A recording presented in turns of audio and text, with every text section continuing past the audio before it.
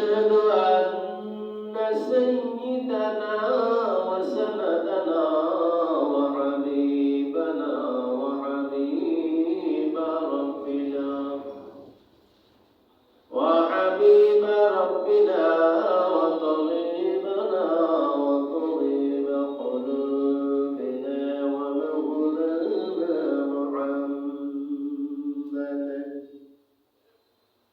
ومولانا محمدا عبده ورسوله الذي أرسله الله تعالى بالحق بشيرا ونذيرا وداعيا إلى الله بإذنه وسراجا منيرا.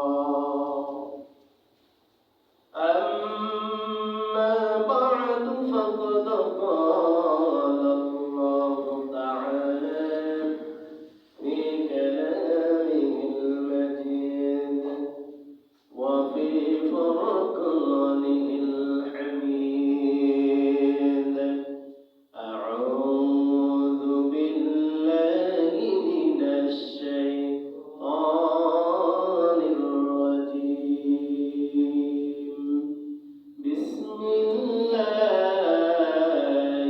الرحمن الرحيم. قل إن الموت الذي تفرون منه فإنه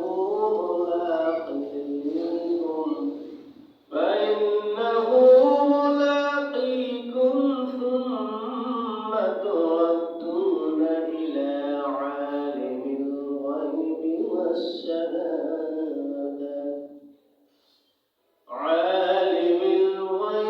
والشهادة فينبئكم بما كنتم تعملون. وقال رسول الله صلى الله عليه وسلم: أكثروا من ذكر هادم اللذات يعني الموت، أو كما قال عليه الصلاة والسلام. صدق الله العظيم وصدق رسوله النبي الحبيب الكريم. وقال تعالى: إن الله وملائكته يصلون على النبي يا أيها الذين آمنوا صلوا عليه وسلموا تسليما. اللهم صل على سيدنا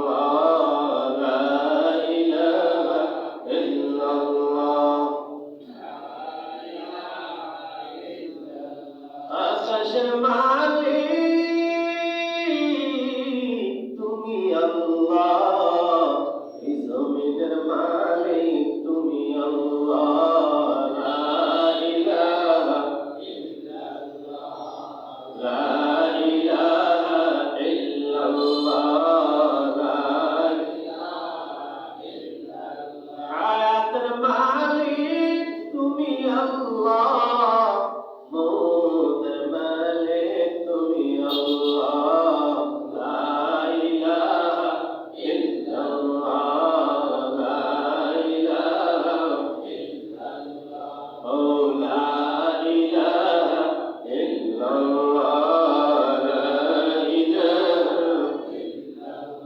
لا إله إلا الله محمد رسول الله صلى الله عليه وسلم سبحانك لا علم لنا إلا ما علمتنا إنك أنت العليم الحكيم رب اشرح لي صدري ويسر لي أمري واحلل عقدة من لساني يفقهوا قولي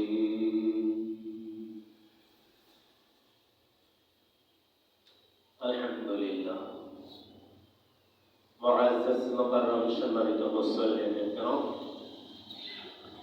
জুমার আগত মেহমান ভাইরা মুরব্বিয়ানে আযম সমবয়সী যুবক বন্ধুগণ স্নেহের ছোট ভাই আল্লাহ পাক রব্বুল আলামিনের দরবারে লাখো কোটি গুণ শুকর ও সুজুদ যে মহান রব্বুল আলামিন আমাদেরকে আজকে জুমার করে তথা আল্লাহর উপরে আশার বসার তৌফিক আল্লাহ দান করেছেন। এজন্য আমরা সকলে শুকরিয়া আদায় করি আলহামদুলিল্লাহ। লক্ষ কোটি দুরূদ ও সালাম রাহমাতুল লিল আলামিন শাফিউল মুসলিমিন খাতামুন নবিয়্যিন সাইয়্যিদুল সাকাওয়াইন ইমামুল মুরসালিন শফিউল আলাম রাসূল আকরাম রাহমাতুল আলাম নবিয়ুল আলাম শফিউল মাহশার ساقي كوثر عقائد الأمداد مدينة تحتاجدات أبتاب النبوة فخر موجودة سيد المخلوقات أحمد المصطفى محمد المصطفى حضور القلوب صلى الله عليه وسلم الأمر الله تبارك وتعالى দরবারে আমরা আরো কোটি কোটি গুণ শুকরিয়া জ্ঞাপন করছি যিনি এমন একজন নবীর উম্মত হিসেবে আমাদেরকে কবুল করেছেন।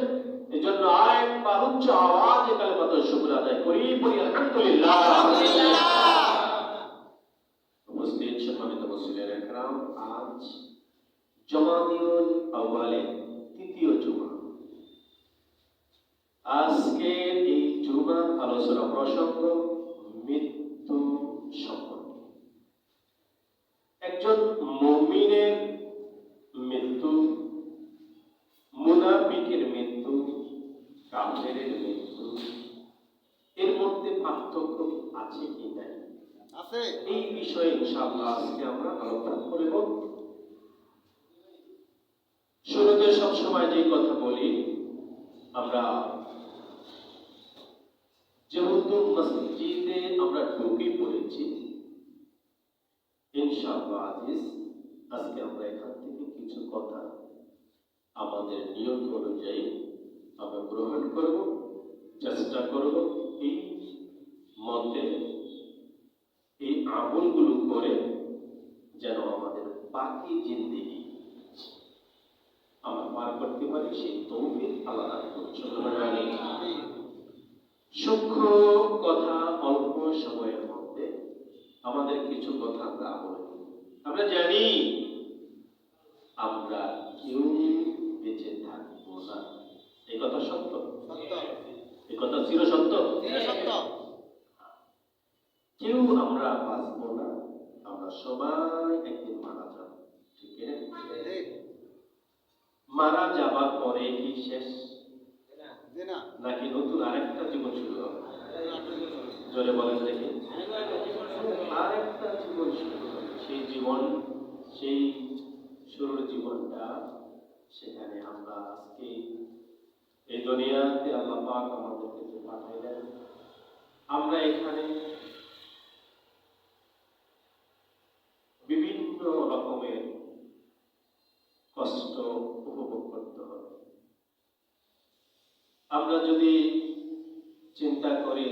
আমাদের বেঁচে থাকতে হবে, তাহলে বেঁচে থাকার জন্য আল্লাহ প্রদত্ত যে রিজিক আল্লাহ আমাদেরকে জমিনে দিয়েছেন, সেই জমিন থেকে আমরা সেই রিজিকের তালাশে রিজিক অন্বেষণ করে কষ্ট করে এরপরে আমরা খাবার খাবো, অথবা আমাদের জীবনযাপন ধরনের একটা উপকরণ আল্লাহ পাক আমাদেরকে এই সমাজে দুনিয়ার মধ্যে দিয়েছেন। কি বলে ঠিক না?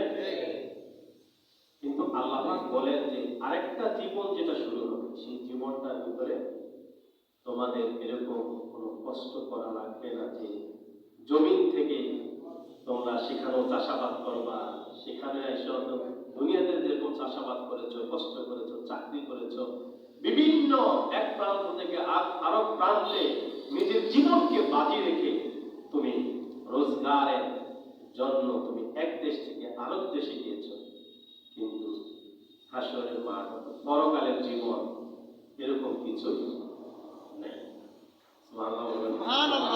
এরকম কিছু কি নাই।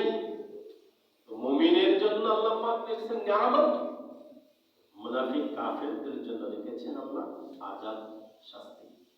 কি বলেন ঠিক না? আজকে আমরা পরকালের শান্তি এবং মুক্তি চাই কি চাই না? যদি পরকালের শাস্তি এবং মুক্তি পেতে চাই, তাহলে আমাদের এই মূল আশার আগে আগে আমাদের কিছু করা, নেক আমল করা, আল্লাহ পাকের নির্দেশ, রাসূলের তরিকা মানতে হবে কি হবে না? দেখেন, আমরা আমাদেরকে পথভ্রষ্ট করার জন্য, আমাদেরকে আল্লাহর কোরআন থেকে বিমুখ করার জন্য, আমাদেরকে আল্লাহর ইবাদত থেকে গাফিল করার জন্য যার কথা আল্লাহ বারবার কোরআনে ঘোষণা দিয়েছেন, সে কে? জোরে বলেন, শয়তান। এখন আল্লাহ তো বলছেন, আল্লাহ তো বারবার এই কথাই বলছেন যে তোমরা শয়তানের পদাঙ্ক অনুসরণ করো না, শয়তানকে অনুসরণ করো না। তো শয়তানকে অনুসরণ করা হয় কিভাবে? আমি গতকালও বলেছিলাম যে জুমার আজান হইতে দেরি সব কাজকর্ম বন্ধ, ঠিক না? দাবি তো হইল কোন দিয়ে? মসজিদের দিকে, নামাজের দিকে, ইবাদতের দিকে। এটার থেকে যদি আমরা এখনো সরতে পারি নাই, এখনো আমার সেই কাজ অন্য সময় সকাল থেকে শুরু করছি, এখনো করতেছি, দোকানের বেচাকেনা এখনো করতেছি, এখনো আমি সেই জায়গায় বসে আছি, তাতে বোঝা গেল কি শয়তান আমাকে ধোঁকা দেয় না, শয়তানরা আমি ধোঁকা দিই, শয়তান আমার ধোঁকা দেব না। আল্লাহ তো বারবার বলছে যে শয়তান তোমাদের প্রকাশ্য শত্রু, এই শয়তান তোমাদেরকে কাফের করবে, এই শয়তান তোমাদেরকে কোরআন শেখা থেকে, কোরআন বুঝা থেকে তোমাদেরকে কি করবে? কাফের করবে। এই শয়তান তোমাদের প্রকাশ্য শত্রু। বারবার আল্লাহ এই কথা বলেছেন, এরপরও আমরা কি সচেতন হচ্ছি না? ভাই আবার দুনিয়া, এই দুনিয়া তো একদিন আমাকে ছেড়ে দিবে। বাড়ি করছেন, গাড়ি করছেন, যাই কিছু করছেন, সব কিছু একদিন কি করবে? আমাকে আর সে বাড়িতে ঢুকতে দেবে না, নামিয়ে দিবে আমাকে। যে সাদের বাড়ি করলেন, এত গাড়ি করলেন, এত সুন্দর, ঢপ করে কত সুন্দর করে একটা বাড়ি বানালেন আপনি, অথচ আপনি মারা যাবার সাথে সাথেই আপনার যে সুন্দর পালঙ্ক খাট, সেই খাটের মধ্যে আর জায়গা নেই। কি বলে ঠিক? কিছুক্ষণ আগে আপনি চৌধুরী সাহেব ছিলেন, কিছুক্ষণ আগে আপনি খুব সমাজের মধ্যে একজন দামি মানুষ ছিলেন, আপনার বিবির কাছে আপনি খুব প্রিয় স্বামী ছিলেন, আপনার সন্তানের কাছে আপনি খুব প্রিয় বাবা ছিলেন, আত্মীয় স্বজনের কাছে আপনি খুব প্রিয় একজন মানুষ ছিলেন, খুব দানবীর ছিলেন, কোটিপতি ছিলেন, কত কি। কিন্তু যখনই আপনি মারা যাবেন, এই যে আপনার সন্তান আপনার জন্য পাগল, এই যে আপনার বিবি আপনার জন্য পাগল, এই যে আপনার প্রতিবেশী আপনার জন্য পাগল, কিন্তু কারো জবান থেকে এই কথা আসবে না যে আমার বাবাকে আরো কিছুক্ষণের জন্য খাটের মধ্যে শুয়ে রাখেন না। হ্যাঁ, 20,000, 50,000, 80,000 টাকা দিয়ে যে খাট আপনি ঘরের ভিতরে ঢুকালেন, যেখানে আপনি শুইতেন, আরাম করতেন, আপনি বাংলা বাড়ির মধ্যে থাকতেন, সেই বিছানার মধ্যে কেউ একজন এসে বলবে না যে এই বিছানার ভিতরে আরো কিছু করার জন্য 1 ঘন্টার জন্য রাখেন। কি বলে রাখেন? সবাই কি করবে বলেন? সবাই এই কথা এসে বলবে যে শোনো, ওনাকে এখনো কেন তোমরা খাটের উপরে রেখেছ, নিচে নামাও। আর লক্ষ লক্ষ টাকা কামাইলেন, হাজার হাজার টাকা কামাইলেন, কত সুন্দর সুন্দর আপনি বিছানার চাদর কিনলেন, কত সুন্দর সুন্দর কাপড় কিনলেন, অথচ এই ঘরের ভিতরে একজন বলতেছে যে তোমার বাবার তো মোটা দেহটা থাকতে হবে, একটা একটা চাদর লাগবে। ঘরের পুরান চাদর যেটা আছে, অনেক আল্লাহ বান্দারা অনেক বাড়িতে দেখা যায় পুরান চাদর যেটা আছে সেটাই। কি বলে? কি লাভ, কি লাভ। এই জন্য আল্লাহ রাসূল বলছে, উম্মতেরা শোনো, বারবার মৃত্যুর কথা স্মরণ করো, বারবার তুমি মৃত্যুর কথা স্মরণ করো। কেন করবে? কারণ এই মৃত্যু তোমাকে, তোমার জীবনকে সাঙ্গ করে দিবে। এই মৃত্যু তোমার সব শেষ করে দিবে। যত স্বাদের বাড়ি গাড়ি সন্তান সন্ততি যা কিছু আছে, এই সব শেষ করে দিবে কে? মৃত্যু। বলে কে? মৃত্যু। মৃত্যু মৃত্যু কি করে দিবে? আপনার মৃত্যু হয়ে গেছে, আপনার সব শেষ হয়ে গেছে। কি বলেন? আছে আর কিছু নেই। কিন্তু আমরা এই মৃত্যুর স্মরণ আসলে আমরা কিভাবে করছি? যদি আমাদের ভিতরে, এই অন্তরের ভিতরে বারবার যদি আমার একটা কথা চিন্তা আসতো যে হ্যাঁ, কিন্তু মরেই যাবে, আসল তো বাঁচবো না, বাঁচার তো কোনো সুযোগই নেই, মরে তো যাবই। মরে যখন যাব, আমি ওই জায়গার জন্য কি যোগান দিছি? আরে পৃথিবীতে বসবাস করার জন্য যার কোনো হায়াতের গ্যারান্টি নেই, সেই জায়গায় বসবাস করার জন্য আমাদের মিশন, আমাদের আইকন, আমাদের থিংস, আমাদের চাওয়াটা কত বিশাল। আমরা এই সমাজে, এই দুনিয়াতে একটু ভালো থাকার জন্য আমরা কত দূর পাড়ি দিচ্ছি, কত দূর। সেই কি বলে আফ্রিকা, সেই আরো বড় বড় যে সমস্ত জায়গাগুলো, দুবাই, কিছু লোক আছে দেখবেন তারা অন্যভাবে যায়, যেমন সমুদ্রের মাধ্যমে তারা ওই সমস্ত জায়গায় গিয়ে পৌঁছে। কি বলে? ঠিক না? বড় বড় আটলান্টিক সাগর, মহাসাগর, সেগুলো পাড়ি দেয় জীবনকে বাজি রেখে। আমি তো মনে করি যদি আল্লাহ এই বান্দাটা এরকম জীবনকে বাজি রেখে যদি এক সমাজের একবার যদি চিন্তা করতো মৃত্যুর কথা, তাহলে আমার মনে হয় আল্লাহ তার মুখের ভিতরে খাবারটা দিয়ে দিত, মুখের ভিতরে খাবারটা দিয়ে দিত। অথচ জীবনকে বাজি রাখি, জীবন যা তার থাক, আমার কামাইয়ের জন্য, আমার প্রয়োজন, আমি আটলান্টিক মহাসাগরকে পাড়ি দেব। কি বলে না? ছেলে নেই। অথচ যেখানে আমি পাড়ি দিচ্ছি, হতে পারে আমার এই লাশ, ওখানে যে গেছি ওই জায়গায় আমি শেষ। কি বলে? ঠিক কিনা? তাই আমার সময় নেই, সময় নেই। এজন্য আল্লাহ বারবার খালি সময়ের কসম খেয়েছে, অথচ আমরা সময়ের দিকে দেখিনি, সময়কে আমরা ফলো করি, সময়কে আমরা প্রাধান্য দেই। কোন জায়গায়? যখন মসজিদের মধ্যে আসি তখন শুধু সময়টা আমার কাছে দাও। আমি বারবার ঘরের দিকে তাকাই, হুজুরের বয়ান শেষ হয় না কেন? আমি বারবার তাকাই, আমার হুজুরের কেরাত শুরু হয় না কেন? আমি বারবার তাকাচ্ছি ঘরের দিকে, কেন আমি মসজিদে এতক্ষণ বসে থাকবো? অথচ চায়ের দোকানে বসে বসে ঘন্টা 2 ঘন্টা কামাচ্ছে, সময় দিচ্ছে, কিন্তু সেখানে কি নাই সময়ের হিসাব।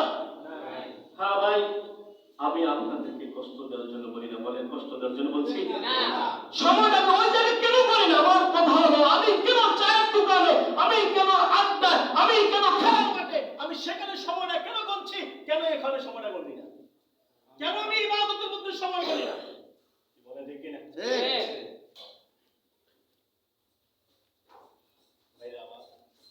মৃত্যুটা হওয়ার সাথে সাথেই আপনাকে আর রাখবে না।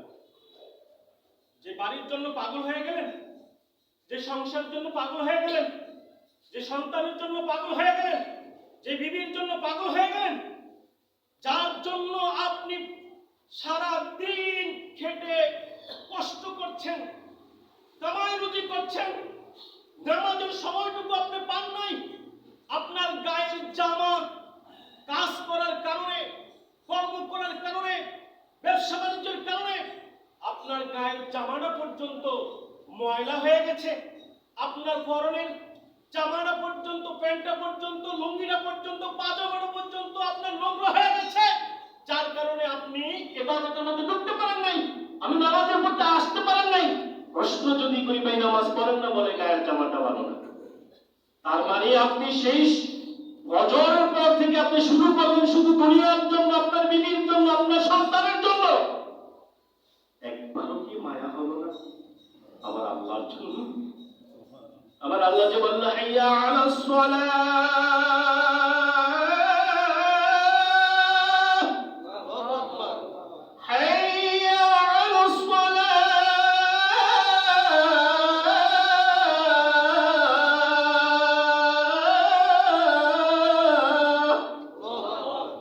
আল্লাহ ডাকলেন কি করে?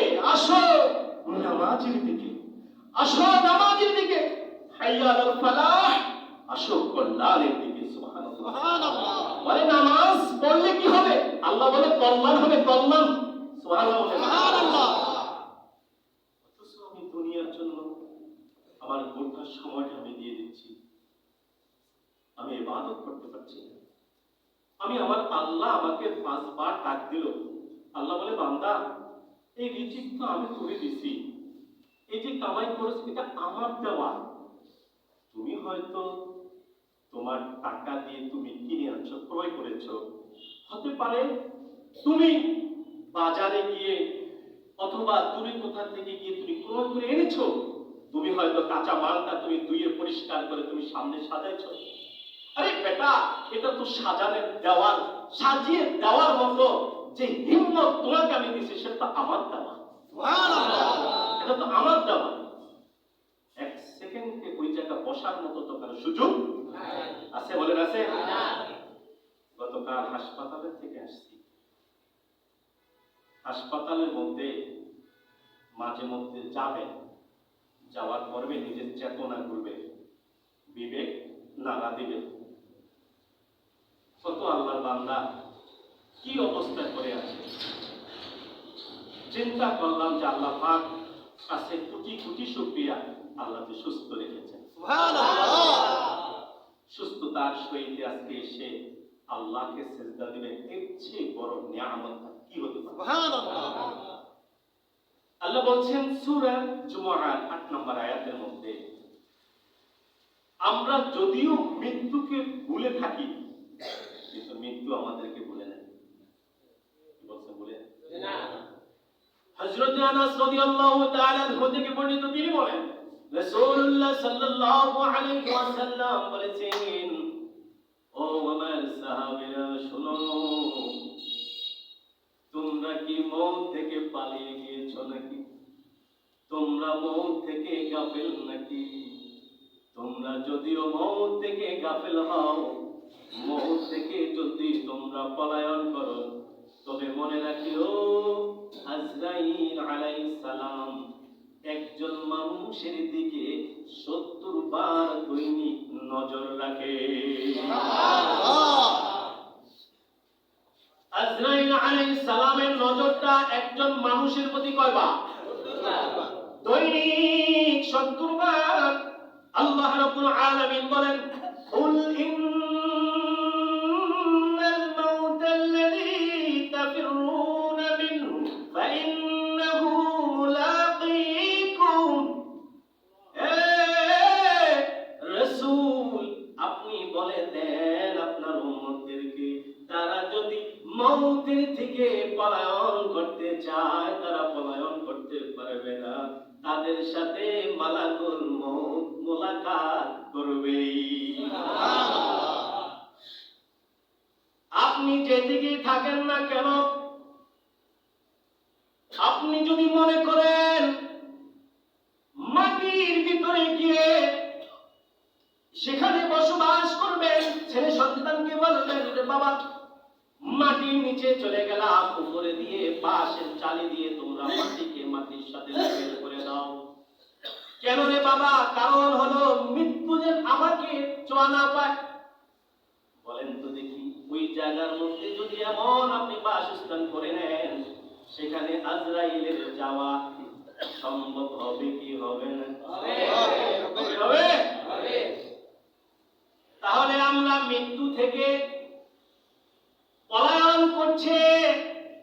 পলায়ন বলতে এটাই বোঝায়, মুফাসসিরিন কিরামরা বলেন, আল্লাহ রাসূল সাল্লাল্লাহু আলাইহি ওয়াসাল্লাম বলেন, মওত থেকে পালানো মানে হলো তুমি আল্লাহর ডাকে সাড়া না দেওয়া, রাসূলের আনুগত্য না করা। ইবাদতের সময় আল্লাহ 5টি সময় দিয়েছে, 5টি সময়ের মধ্যে যখনই আপনি সেটা যদি গ্রহণ না করা, হালাল হারাম তোয়াক্কা না করা, এরপরে সত্য মিথ্যার তোয়াক্কা না করা, এগুলা যখন থেকে আপনি গাফেল থাকবেন, সত্য থেকে গাফেল থাকবেন, সত্য কথা থেকে গাফেল, ইবাদত থেকে গাফেল, কোরআন শোনা থেকে গাফেল, কোরআন বুঝা থেকে গাফেল, হাদিস বুঝা থেকে গাফেল, হাদিস পড়া থেকে গাফেল। এক কথায় দুনিয়া আপনাকে পেয়ে গেছে, দুনিয়ার বেড়াজালে আপনি আটকে গিয়েছেন। বুঝতে হবে আপনার ভিতরে মওতের টেনশন নাই, ঠিক কি না? অথচ আল্লাহ রাসূল সাল্লাল্লাহু আলাইহি ওয়াসাল্লাম বলেন, বুখারী ও মুসলিম শরীফের মধ্যে রাসূল বলেন, কুন ফিদ দুনিয়া কান্নাকা গরীব আও আবির সাবিল। হযরত আব্দুল্লাহ বিন ওমর রাদিয়াল্লাহু তাআলা আনহু তিনি বলেন, রাসূলুল্লাহ সাল্লাল্লাহু আলাইহি ওয়াসাল্লাম আমার কাঁধের মধ্যে হাত রেখে বললেন, ও আব্দুল্লাহ বিন ওমর, কুন ফিদ দুনিয়া কান্নাকা গরীব, দুনিয়ার মধ্যে এমন ভাবে চলাফেরা করো যেন তুমি একজন মুসাফির। সুবহানাল্লাহ। কি মুসাফির, গরীব গরীব গরীব। আমরা সাধারণত গরীব বলি, গরীব গরীব কথাটা শুনলে মনে হয় যে হায় হায় রে, এই মনো অর্থ সম্পদে গরীব। আসলে না, গরীব হলো ওই ব্যক্তি যে আল্লাহ রাব্বুল আলামিনের ভালোবাসা থেকে বঞ্চিত, আল্লাহর ইবাদত থেকে যারা বঞ্চিত, এর মতো গরীব পৃথিবীর জমিনে আর কেউ নাই। কি বলেন ঠিক না? তাহলে গরীব কারা? যারা ইবাদত করে না, যারা নামাজ পড়ে না, যারা রোজা রাখে না, যারা আল্লাহর হুকুমকে মানে না, যারা রাসূলের তরিকাকে মানে না, সোজা কথা, এরা হচ্ছে গরীব। কথা বুঝেছেন? অর্থ সম্পদের এই দ্বারা গরীব হয় না মানুষ। একজন ভিখারি ব্যাংকে 2 কোটি টাকা 2014 সালে এক ফকিরের অ্যাকাউন্টের মধ্যে কয় লাখ? কয় কোটি? 2 কোটি। কার? ফকিরের। সেই থেকে গরীব না, কথা কয় না। তাহলে বোঝা গেল অর্থে মানুষের গরীব হয় না, গরীব হয় আল্লাহর ইবাদত থেকে যারা বঞ্চিত, যারা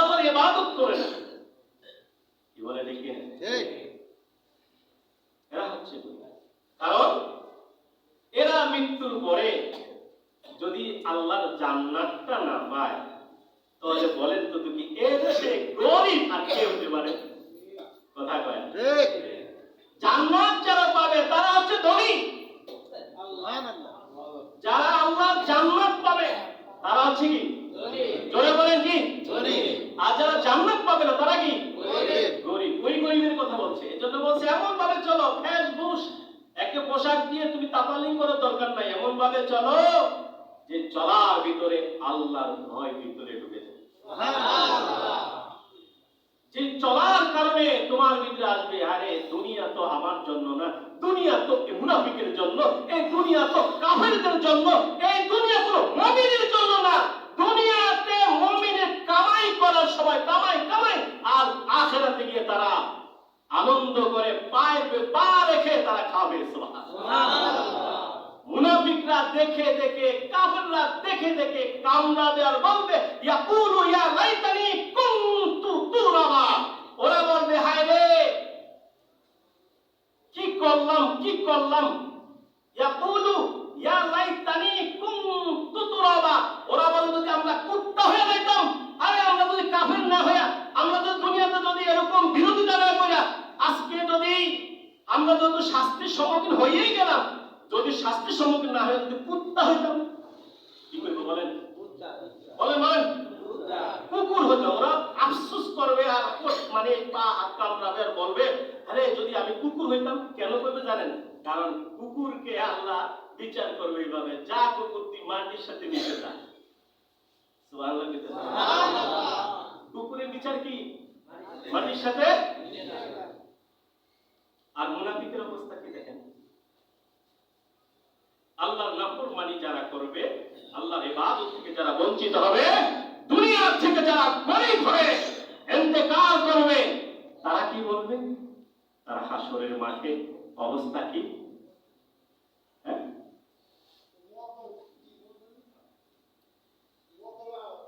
হাসরের মাঠে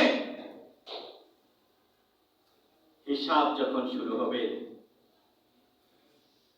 এক হিসাব টান দিতে সময় বলে দেখবে চলে গেছে 50,000 বছর। বলেন কত বছর? 50,000 বছর। 50,000 বছর। তো হাসরের মাঠ তো ওটা তো মাঠ। তায়েফের ময়দানে যারা হজের সময় যায়, হজ করে, তায়েফের ময়দানে যখন যারা যায় তারা বুঝে গরম কাকে বলে ও কত প্রকার কি। কথা বলে না? কথা বল না কা? সে তায়েফের মাঠে ময়দানে সেখানে আল্লাহর কাছে হাত উত্তোলন করতে দেরি, আল্লাহ বলে গুনাহগুলোকে কিভাবে মাফ করা হয়, বা যেমনি ভাবে তোমাদের আগুন দিয়ে যেভাবে কাঠগুলোকে লাকড়িগুলোকে ছাই করে কয়লা বানিয়ে দাও, ঠিক তায়েফের ময়দানে যখন হাজী সাহেবরা বলে লব্বাইক আল্লাহুম্মা লব্বাইক, বলতে দেরি আল্লাহ তাবারক ওয়া তাআলা তার গুনাহগুলো লাকড়ির মতো ছাই করে দেন। হাসরের মাঠ, ভয়াবহ মাঠ, হাসরের মাঠ। সেই মাঠের মধ্যে মুনাফিকরা, কাফেররা, বেঈমানরা, আল্লাহর নাফরমানরা সেদিন সেখানে বলবে আল্লাহ যদি আপনি শাস্তি দেন তো দিয়ে দেন, যদি আপনার ফয়সালা যেটা হয় এটা একটা করেন আল্লাহ, কিন্তু সহ্য করা যাবে মাঠের ভিতরে, আর সহ্য করা যায় না, সহ্য করা যায় না। আল্লাহ প্রয়োজন আপনি একটা পয়সাই করে আপনি জাহান্নামে দিয়ে দেন, কিন্তু হাসরের মাঠে সহ্য করা যায় না। কারণ হাসরের মাঠটা নাফরমানদের জন্য। আল্লাহ তাবারক ওয়া তাআলা সেই সূর্যকে বলবে যেটা 9,30,00,000 মাইল 12 কিলোমিটার সেই সূর্যটা আছে, সেই সূর্যটাকে আল্লাহ মাথা থেকে 1 বিঘা অথবা কোন কিতাবে লেখে 1 হাত উপরে থাকবে। 9,30,00,000 মাইল সূর্যের তাপ সহ্য করা যায় না। কথা কয় না? সহ্য করা যায় না। হাসরের মাঠটা হবে এমন অবস্থা, আল্লাহ বলবে দুনিয়ার মধ্যে সূর্য তুই উল্টা ছিলি, তোর ভিতরে দৈনিক 70,000 ফেরেশতারা ঠান্ডা পানি ঢালে, এরপরও আমরা সহ্য করতে পারি না। সেই হাসরের মাঠে আল্লাহ রাব্বুল আলামিন সেই সূর্যকে বলবে সূর্য আর দেরি করা যাবে না, হাসরের মাঠে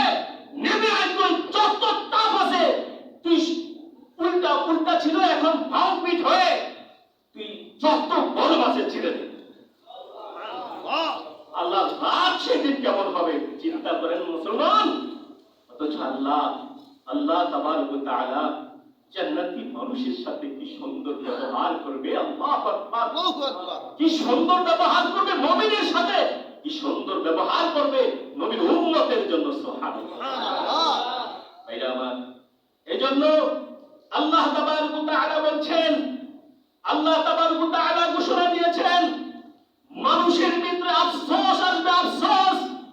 আমি যে এখন বলছি যে এখন আফসোস করেন, হায়াত থাকতে আফসোস করেন, হায়াত আমি কি করলাম, হায়াত আমি কি আমল করলাম, হায়াত আমি কি নামাজ পড়ছি কিনা, হায়াত আমি আল্লাহর ইবাদত করছি কিনা, আর এক পৃষ্ঠা কোরআন তেলাওয়াত করছি কিনা, কোরআনের একটা সূরা তেলাওয়াত করছি কিনা, আমি আজকে সারা দিনের মধ্যে আমি আমার পরকালের জন্য কি ঘটাইলাম। কিন্তু দুনিয়ার জন্য তো আমি সকালবেলা বের হয়ে গেলাম। এমনও আল্লাহর বান্দা আছে ফজরের নামাজ না পড়ে দুনিয়ার জন্য বেরিয়ে যায়। কি বলে ঠিক না? অথচ আল্লাহ বলছেন বান্দা তুই ফজরের নামাজ পড়বি তো আমার জিম্মায় চলে আসবি। সুবহানাল্লাহ। ফজরের নামাজ পড়া মানে আল্লাহর জিম্মায় চলে যাওয়া। আল্লাহ বলে আমি সেখানে রিজিকের বন্টন করি। আমি বলি আমার ফেরেশতাকে, ফেরেশতারা কাকে থেকে আসছো? বলে তো আমি ফজরের জামাতে থেকে আসছি, এদেরকে যাও এদেরকে রিজিকের বন্টন করে আজকে কোথায় কোথায় যাবে এদেরকে সে ব্যবস্থা করে দিচ্ছে। সুবহানাল্লাহ। ফজর মানে আল্লাহর জিম্মা। বলেন ফজর মানে কি? আল্লাহর জিম্মা। আল্লাহর জিম্মা বুঝেন, জোহরের আগে মৃত্যু হয়ে গেলে জান্নাত। সুবহানাল্লাহ। সুবহানাল্লাহ। ভাইরা আমার, ফজর যারা পড়ে তারা সুদ খাইতে পারে না, জোহর যারা পড়ে তারা সুদ খাইতে পারে না, আসর যারা পড়ে তারা সুদ খাইতে পারে না, যারা মাগরিব পড়ে তারা সুদ খাইতে পারে না, যারা এশা পড়ে তারা সুদ খাইতে পারে না। কারণ আল্লাহ বলেন প্রত্যেক নামাজের সিজদা আল্লাহর কাছে এত দামি। আল্লাহ বলে এই সিজদার কারণে তোর যত গহিত কাজ আছে, যত খারাপ কাজ আছে আমি মিটাইয়া দেব। সুবহানাল্লাহ। মিটাইয়া যদি মনে করেন হুজুর কি বললেন আপনি, আমগো এলাকার সুদখোর টাক্কা সুদখোর 5 ওয়াক্ত নামাজ পড়ে, আপনার কথাটা তো বুঝলাম না, কি কইলেন? বুঝার বাকি আছে না নাই? টাক্কা যিনি সুদখোর 5 ওয়াক্ত নামাজ পড়ে, আপনি কি মনে করছেন নামাজ আল্লাহর দরবারে পৌঁছিয়ে গেছে? না। আরে কথা কয় না? না। বুঝছে? না। গহিত কাজ থেকে যতক্ষণ পর্যন্ত আপনি সরতে না পারবেন, খারাপ কাজ থেকে যতক্ষণ পর্যন্ত আপনি সরতে না পারবেন, পরের জীবন থেকে যতক্ষণ পর্যন্ত আপনি সরতে না পারবেন, পরের দুর্নাম করার জন্য করার থেকে যতক্ষণ পর্যন্ত আপনি পিছনে না যাবেন, অর্থাৎ আপনি এখান থেকে যতক্ষণ পর্যন্ত আপনি নিজেকে নিজে গুছিয়ে না নিতে পারবেন, ততক্ষণ পর্যন্ত মনে করবেন আপনি 5 ওয়াক্ত নামাজ পড়েন ঠিক, কিন্তু আল্লাহর কাছে পৌঁছে হয় না, পৌঁছে যায়। এজন্য ভাইরা আমার, আমি উদাহরণ আহ্বান জানাবো, আসুন আমরা সারাক্ষণ সর্বক্ষণ সব সময় প্রতিটা মুহূর্তে দোকানে বসে থাকি আর গাড়িতে বসে থাকি, যেখানেই বসে থাকি, প্রতিটা আমার মনকে আমি মোতাওয়াজ্জা করবো কিসের দিকে? জোরে বলে মৌতের দিকে। বলে কিসের দিকে? আবার মৌতের কামনা করে না দেন, আল্লাহ মৌত দিয়া দেন। মৌতের কামনা করা নিষেধ আছে। আল্লাহ রাসূল সাল্লাল্লাহু আলাইহি ওয়াসাল্লাম আহাব্বা লিকা আল্লাহি আহাব্বাল্লাহু লিকা ওয়া মান কারিহা লিকা আল্লাহু কারিহা আল্লাহু লিকা, মুত্তাফাকুন আলাইহি। বলছে যারা মৃত্যুকে সাদরে গ্রহণ করে নিবে, অর্থাৎ মৃত্যুটাকে মহাব্বত করবে, আল্লাহ বলে আমি তাকে মহাব্বত করি। সুবহানাল্লাহ। আর যারা মৃত্যুকে মহাব্বত করে না, মানে এটাকে মানে একটু তুচ্ছ তাচ্ছিল্য মনে করে, এটা কেমন কথা, আমি মাত্র আইসি দুনিয়াতে আমি মরে যাবো, এটা কোন কথা? এই জন্য দেখবেন অনেকে অকাল মৃত্যু হয়েছে চৌধুরী সাহেবের। কি লেখেন? অকাল মৃত্যু, অকাল অকাল লেখেনি, লেখেনি? আপনার কথা কর। অকাল মৃত্যু মানে কি? মৃত্যুর সময় হয় না। মৃত্যুর কি সময় আছে? কথা কেন? মৃত্যুর সময় আছে? লেখলো অকাল মৃত্যু শোক দিবস, মানে শোকাহত অকাল মৃত্যুতে। অকাল বলতে তার কাল নাই, অকাল মৃত্যু হয়ে গেছে গিয়া, অর্থাৎ এখনো তার পরিপূর্ণ হয় নাই, না হওয়ার আগে তো হয়ে গেছে। এটাই বুঝাইলো। কি বলে ঠিক না? না আমি ভুল বুঝলাম? কথা কয় না? মৃত্যুর কোনো কাল হয় না, যে কোনো সময় মৃত্যু হয়ে যাবে। কি বলে ঠিক না? নানার থেকে নাতিরই নিয়ে যায়, বাবার থেকে ছেলেরই নিয়ে যায়। ভাইরা অনেক কথা। যাই হোক, মৃত্যুকে মহাব্বত করলে কি হয়? আল্লাহ তাকে মহব্বত করেন। মানে আয়েশা রাদিয়াল্লাহু তাআলা রাসূলকে বলতেছে, ইয়া রাসূলুল্লাহ, আমরা মৃত্যুকে তো ওইভাবে পছন্দ করি না। বলে, আরে শোনো, মৃত্যুকে পছন্দ করো না মানে যখন তার মৃত্যু হয়, মৃত্যু হবে এই সময় আল্লাহ পাক রব্বুল আলামিন তার কাছে দুজন ফেরেশতা পাঠিয়ে দেয়, দিয়া তাকে দেখায় যে সে এই মানে তাকে কবর রাখার পর সে কোথায় যাবে। তখন ওই লোকটা পেরেশান হয়ে যায়, দুনিয়াটা গোটা দুনিয়াটা আমার ডাস্টবিনের গন্ধ। ডাস্টবিন যেরকম গন্ধ, ডাস্টবিনের সামনে দাঁড়িয়ে থাকা যায়? কথা বলে না, ডাস্টবিনের সামনে দাঁড়িয়ে থাকা যায়? বলে ডাস্টবিনের চেয়ে আরো দুর্গন্ধ ওই মুমিনের নাকে স্পর্শ করছে। ও বলতেছে জান্নাতের সুঘ্রাণ আসতেছে, আমাকে তাড়াতাড়ি কবর রাখ। এটাকে বলছে আল্লাহ যারা মৃত্যুকে মহাব্বত করবে, আল্লাহ কি তাকে মহাব্বত করবে। ভাইরা আমার, আরো অনেক কথা ছিল, আমার কথার সময় শেষ, আর কথা বলতে পারবো না। আমি বলবো, রাসূল বলছেন, তোমরা যখন দুনিয়াদারি করো তখন এইভাবে করো যে সকালে বেঁচে আছো, সন্ধ্যায় আশা করিও না। সন্ধ্যায় বেঁচে আছো, সকালে আশা করিও না। কথাটা বুঝাইছি? তার মানে সার্বক্ষণিক আমাদের যে কোনো মুহূর্তে আমাদের চলে যেতে, এই জন্য এই চিন্তাগুলো, এই চেতনাগুলো যখন আমাদের ভিতরে আসবে, তখন আমরা ইবাদত থেকে ইনশাআল্লাহ কাফের হব না, শয়তান আমাদেরকে ধোঁকা দেবে না। কথাটা মনে থাকবে তো ইনশাআল্লাহ? ইনশাআল্লাহ বলেন ইনশাআল্লাহ। ইনশাআল্লাহ যেখানে থাকেন 5 ওয়াক্ত নামাজ চাই। কয়েকটা নামাজ বলেন? 5 ওয়াক্ত। জামাতে না আনজামাতে? জামাতে। সবার জবান থেকে শুনতে চাই, জামাতে না আনজামাতে? জামাতে। জামাত আল্লাহ পাক তুমি কবুল করো, সকলে বলেন আমিন। আমিন। আর জোরে বলেন আমিন।